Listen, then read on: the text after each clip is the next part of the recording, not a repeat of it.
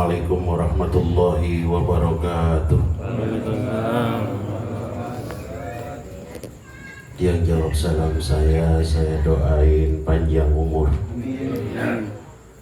Assalamualaikum warahmatullahi wabarakatuh.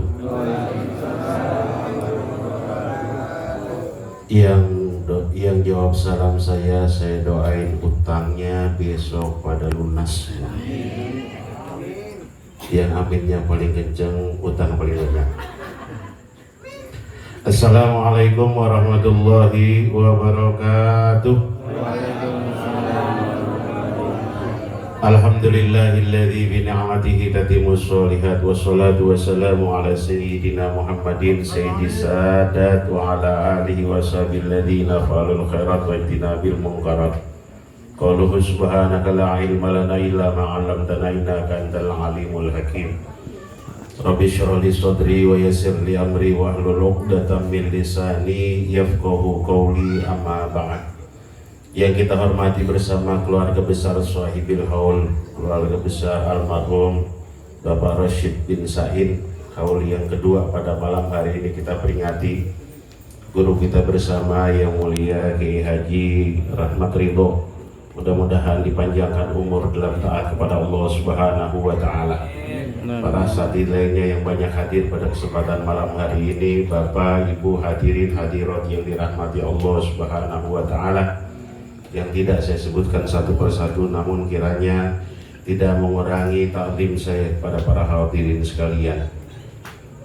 Puji syukur kita panjatkan kepada Allah Subhanahu wa Ta'ala yang berkat atas limpahan taufik hidayah dan inayahnya pada kesempatan malam hari ini kita ditakdirkan oleh Allah Subhanahu wa Ta'ala bisa berkumpul, bertemu, duduk bersama di majlis haul ini. Mudah-mudahan hadirnya kita, kumpulnya kita pada malam hari ini terus diberikan keberkahan oleh Allah Subhanahu wa Ta'ala. Amin ya rabbal alamin. Salawat dan salam semoga tak tercurah limpahkan kehadiran junjungan Nabi besar kita Muhammad sallallahu alaihi wasallam pada para keluarga, sahabat dan seluruh pengikutnya, termasuk kita tentunya hingga akhir zaman. Bapak Ibu hadirin hadirat yang dirahmati Allah Subhanahu wa Ta'ala, ketika kita memperingati peringatan haul, erat kaitannya dengan kematian. Pasti yang dibicarakan adalah kematian. Di dalam kematian ada kalimat istirja, kalimat yang pada saat kita mengetahui ada saudara, ada tetangga, ada kerabat kita yang dipanggil oleh Allah Subhanahu wa Ta'ala, kemudian kalimat itu kita ucapkan, inna lillahi wa inna ilaihi raji'un. Tapi cuma sebatas ucapan saja, kita tidak pernah meresapi makna yang terkandung di dalamnya. Betapa kalimat istirja ini mengisyaratkan kita akan kembali kepada Allah Subhanahu wa Ta'ala semuanya. Karena kita adalah punya Allah, kita milik Allah, dan kita akan dikembalikan kepada Allah Subhanahu wa Ta'ala. Namun pada saat kita nanti dikembalikan kepada Allah Subhanahu wa Ta'ala, harus ada amalan, ada kebaikan yang kita lakukan di dunia ini, sehingga pada saatnya nanti kita dipanggil Allah Subhanahu wa Ta'ala, kita benar-benar memiliki bekal, kita benar-benar memiliki ongkos untuk kembali kepada Allah Subhanahu wa Ta'ala. Karena proses keadaan kita saat ini di dunia semata-mata adalah amanah dari Allah Subhanahu wa Ta'ala. Ya, ini adalah amanah dari Allah Subhanahu wa Ta'ala. Apa yang saat ini kita miliki, pangkat, jabatan, kedudukan, ataupun yang lain-lainnya adalah milik Allah Subhanahu wa Ta'ala. Kita tidak pantas membanggakan itu semua. Siti Fatimah Zahra di dalam kitab Dzurratun Nasihin pernah dijelaskan pada saat Siti Fatimah Zahra binta Rasulillah sallallahu alaihi wasallam wafat, dikatakan lamma matat anna Fatimah Zahra binta Rasulillah sallallahu alaihi wasallam lama matat, sesungguhnya Siti Fatimah Zahra binta Rasulillah sallallahu alaihi wasallam lama matat, ketika wafat, hamala janazataha arba'atu nafarin, yang membawa jenazahnya itu 4 orang. Iya. Yang pertama siapa? Zaujuha Ali. Yang pertama suaminya Sayyidina Ali karramallahu wajhah. Yang kedua Wal Hasan wal Husain, putra duanya Sayyidina Hasan dan Sayyidina Husain. Yang keempat adalah sahabat Abu Dzar Al-Ghifari. Jadi yang mengusung keranda jenazahnya Siti Fatimah Zahra itu 4 orang itu. Yang pertama Sayyidina Ali suaminya, Sayyidina Hasan dan Husain. Yang keempat Abu Dzar Al-Ghifari. Falamma wadu'ala syafiril qabri, tatkala keranda jenazah diletakkan di samping kuburan yang sudah digali, ya, qama Abu Dzar, kemudian Abu Dzar berdiri, ya. Abu Dzar ngomong berdiri di depan banyak orang sama kuburan tuh ngomong. Apa kata Abu Dzar? Ya kabri atadri manillati bihi manillati jina biha ilaik. Hei kuburan, tahukah engkau siapa yang datang bersama kami ini? Siapa yang kami bawa ini? Ya, hiya Fatimah Zahra binta Rasulillah. Ini adalah Fatimah Zahra binta Rasulillah sallallahu alaihi wasallam. Ini Siti Fatimah, putri baginda Rasulullah sallallahu alaihi wasallam. Ya. Jadi dengan bangganya Abu Dzar, ya, Abu Dzar Al-Ghifari ngomong sama kuburan, bilangin yang dia bawa ini jenazahnya putrinya baginda Rasul sallallahu alaihi wasallam. Kemudian apa? Terdengar suara dari dalam kuburan, ya. Dari dalam kuburan keluar suara ma'ana maudiun hisabun wa nasabun. Saya ini bukan tempatnya perhitungannya tentang nasab ataupun yang lain. Jadi jangan bangga punya jabatan kemudian masuk kuburan, itu sama. Ya. Kuburan itu tidak memperhitungkan itu. Sekalipun anaknya putrinya baginda Rasul masuk kuburan sama. Hitungannya jadi jenazah sudah.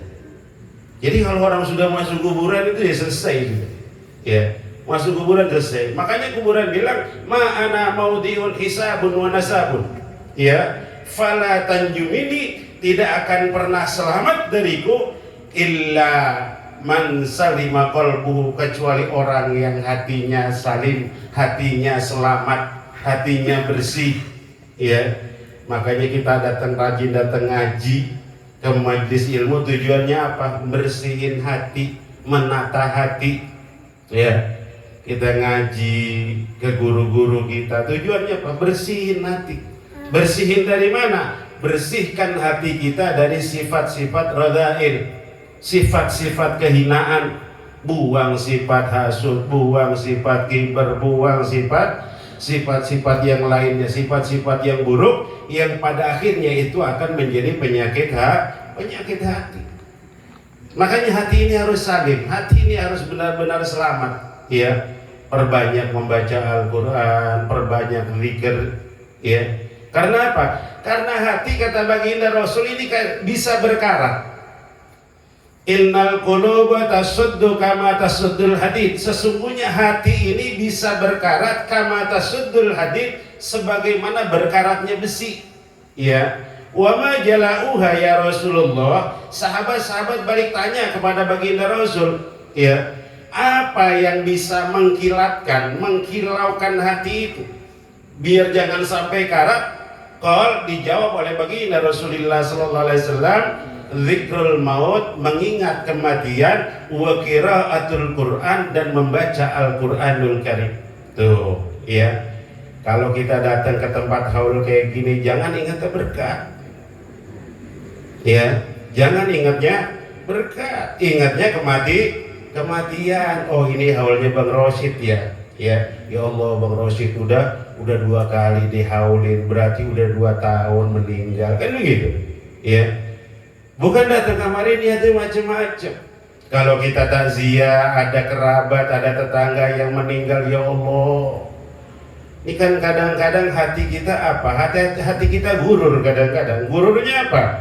Pada saat kita hadir takziah atau pada saat kita mendengar ada berita kematian, kalau yang meninggal itu udah tua, biasa-biasa aja kita. Wa Anuh meninggal, ya.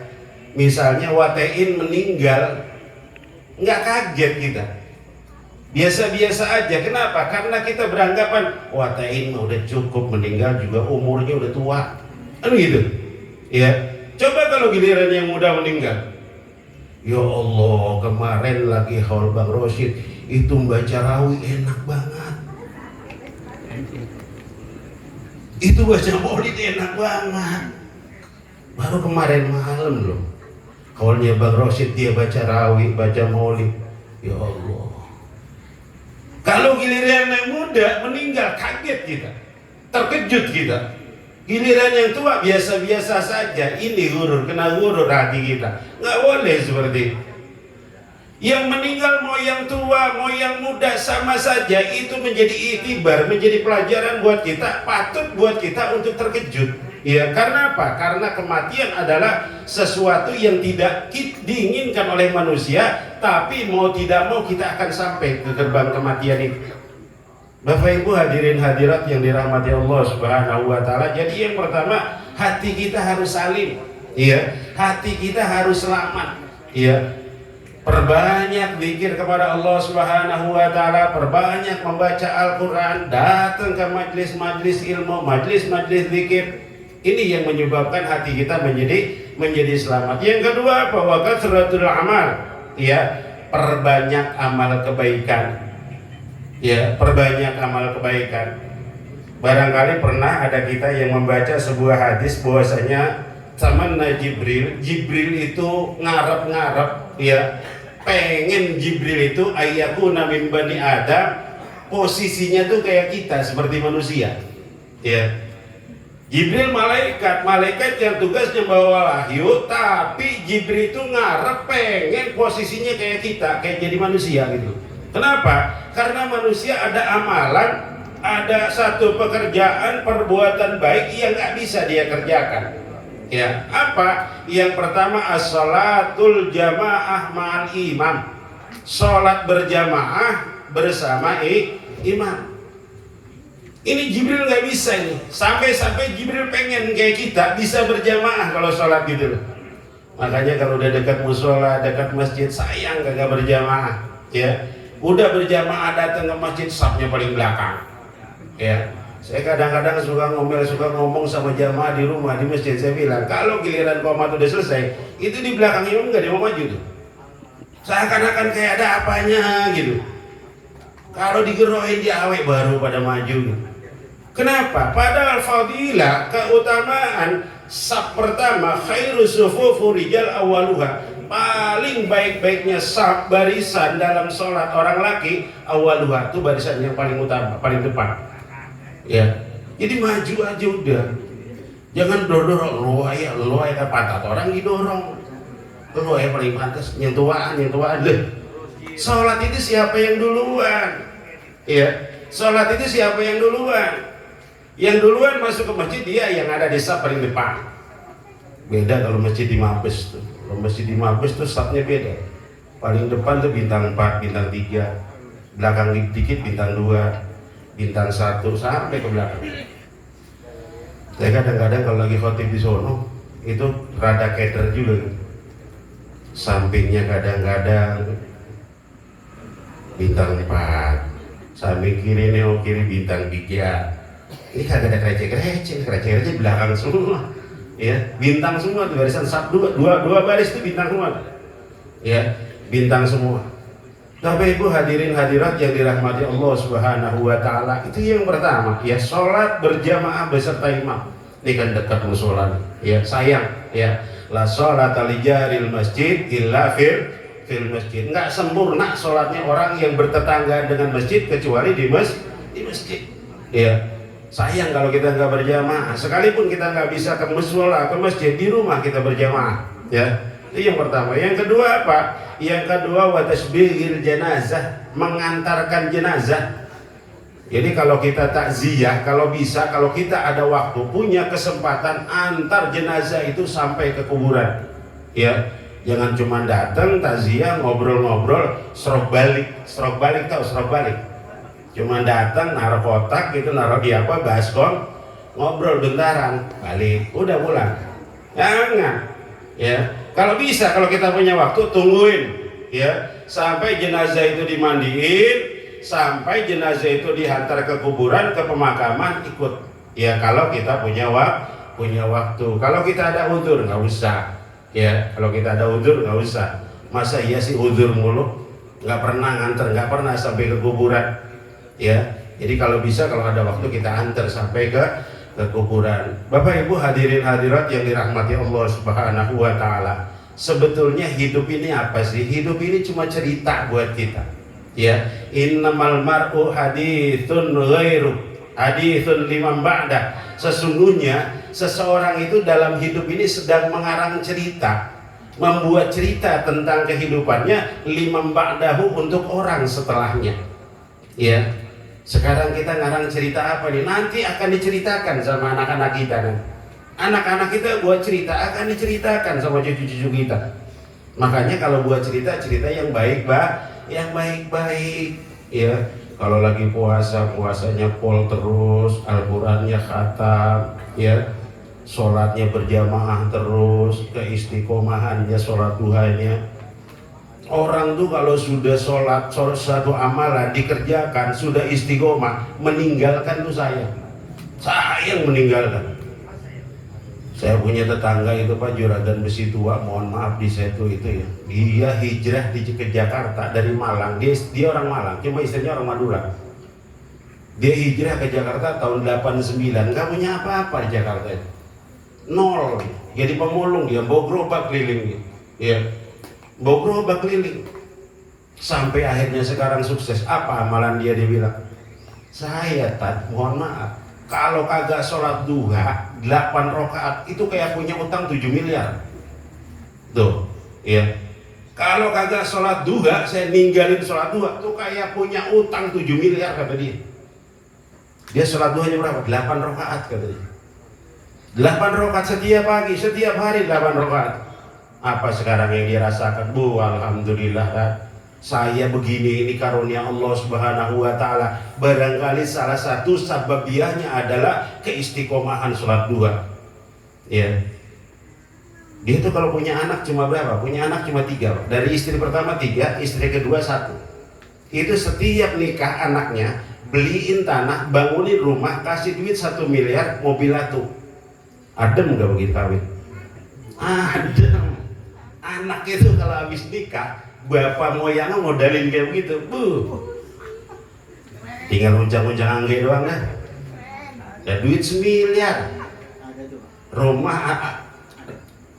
Saya anterin ke rumahnya Pak, saya anterin, bisa saya anterin. Jadi kalau bapak di tikungan, sebelum pondok sate saya itu sebelah kiri itu ada besi tua, namanya Pak Haji Wasis. Beliau tuh sekarang karena usianya udah tua, matanya udah nggak tahu lihat, telinga udah nggak tahu dengar. Ya, itu 4-4-nya anaknya, 3-3-nya nikah begitu, nikah, kawin, ya, dibeliin rumah 1, duit 1 miliar, mobil 1, 3-3-nya. Lantas yang dari istri kedua, ini murid saya di Al-Hamid, ya, waktu ngambil rapor saya ketemu, Pak Haji ngapain? Anak saya kan di sini. Siapa? Abdurrahman Wasis. Jangan ngomong-ngomong itu dari pos 2 katanya. Jangan sampai ketahuan pos 1. Ya. Abdurrahman gimana Pak Haji sekarang kabarnya, saya tanya. Dia ada di Pancoran. Dia belum mau kawin, dia mau usaha dulu kayak saya. Usaha begini Pak Haji? Iya. Saya modalin 2 miliar, duit 1 miliar jatah pribadi dia, 3 miliar dikasih. Lah kemarin habis jual doger Pak, dogernya habis jual berapa? 16 miliar. 16 miliar tuh, tahu doger kan? Sebelum bambu ulung, sebelum kuburan bambu apus yang satu itu, sebelah kiri ada yang ada kolam renang doger tuh, yang baris. Itu dibeli sama sekolah prestasi prima, 16 miliar Pak. Tambahin lagi anaknya 2 miliar, 2 miliar. Allah, dia itu sangat Pak. Kalau salat duha dia tinggal, ngeri dia. Jadi kayak sholat duha itu dari mulai diinjek kaki di Jakarta sampai sekarang 8 rakaat nggak pernah dia tinggal. Bapak Ibu hadirin hadirat yang dirahmati Allah Subhanahu wa taala, dari sini bisa kita petik sebuah contoh bahwasanya amalan manakala keistiqomahannya kita jaga, Allah akan datangkan maziyah. Allah akan datangkan keistimewaan di situ. Ya. Cuman kita kan kadang-kadang ayang-ayangan Pak. Non sholat aja kadang-kadang wirid, kadang-kadang kagak. Iya. Kadang-kadang Allah, assalamualaikum warahmatullahi wabarakatuh, assalamualaikum warahmatullahi wabarakatuh, berangkat aja. Kagak pernah bahagia, nggak apa. Jadi amalan tuh harus istiqomah. Istiqomah itu yang susah, istiqomah itu yang mahal. Ya, yang mahal istiqomahnya. Makanya kadang-kadang istiqomah itu nggak pernah melihat siapa dia. Ya, keistiqomah itu benar-benar karunia yang mahal dari Allah Subhanahu wa taala. Kadang orang tampak biasa-biasa saja, tapi dia mampu istiqomah. Ya, kadang kita lihat barangkali penilaian kita, ini orang kurang, tapi istiqomahnya luar biasa. Tuh, kita yang sehat, kita yang sempurna, nggak bisa istiqomah seperti dia. Makanya jadi introspeksi buat kita dalam urusan ibadah. Mari sama-sama kita berpacu untuk istiqomah, apapun amalan itu, nggak perlu banyak. Ya, ahabul amal ilallah adwamuha wa inqallah. Paling dicintainya amal ilallah di sisi Allah Subhanahu wa taala, adwamuha itu yang dicintai Allah adalah dawamnya. Apa? Istiqomahnya, wa inqallah, walaupun sedikit. Walaupun sedikit, tapi dawamnya yang Allah senang. Ya, istiqomahnya yang Allah senang. Ya, mudah-mudahan kita diberikan keberkahan oleh Allah Subhanahu wa taala, ibadah kita, amalan kita bisa istiqomah kepada Allah Subhanahu wa taala, sehingga dengan keistiqomahan itu Allah turunkan karomah buat kita. Amin ya rabbal alamin. Ini barangkali singkat saja yang saya sampaikan. Mohon maaf apabila ada bahasa dan kata yang kurang berkenan. Terakhir mari kita baca suratul Fatihah untuk yang dihauli Bapak Rashid bin Said, ya. Mudah-mudahan almarhum selalu mendapatkan cucuran rahmat dan maghfirah dari Allah Subhanahu wa taala, diluaskan di alam kuburnya, diterima amal ibadahnya, diampunkan segala kesalahannya oleh Allah Subhanahu wa taala. Al-Fatihah hadhihi ini ahwala kulli niyatin salihah hadrati Rasul Sayyidina Muhammad sallallahu alaihi wasallam. Sallallahu Rashid Ighfir lahu warhamhu wa'afi wa'fu anhu waj'alil jannata mathwahu barakati Rasul. Fatihah. A'udzu billahi minasyaitonir rajim. Bismillahirrahmanirrahim. Alhamdulillahirabbil alamin arrahmanir rahim maliki yaumiddin. Iyyaka na'budu wa iyyaka nasta'in ihdinas siratal mustaqim siratal ladzina an'amta 'alaihim ghairil maghdubi 'alaihim waladdallin. Amin. Allahumma nas'aluka bihaqil Fatihah, barakatil Fatihah, bi hurmatil Fatihah, wa jahil Fatihah, sirril Fatihah, sirril lisanil Qur'an al-'azim, tabtalan bi khair. تفضل لنا بكل خير، أن تهدينا سبل الخير، أن تجعلنا في أهل الخير، أن تعملنا معاملة أهل الخير. اللهم اجعل ما قرأنا في هذا المجلس فداء له من النار، سترا له من النار، حجابا له من النار. اللهم إنا نسألك يا رب ارزقه نعيم القبر من يومنا هذا إلى يوم القيامة. سلمه من آفات القبر، سلمه من عذاب القبر. يا فرج الهم، يا كاشف الغم، يا من يعدي يغفر ويرحم. دوم بيسمنك الله وتدوم بيسلام أخير ودوام الحمد لله رب العالمين. السلام عليكم ورحمة الله وبركاته.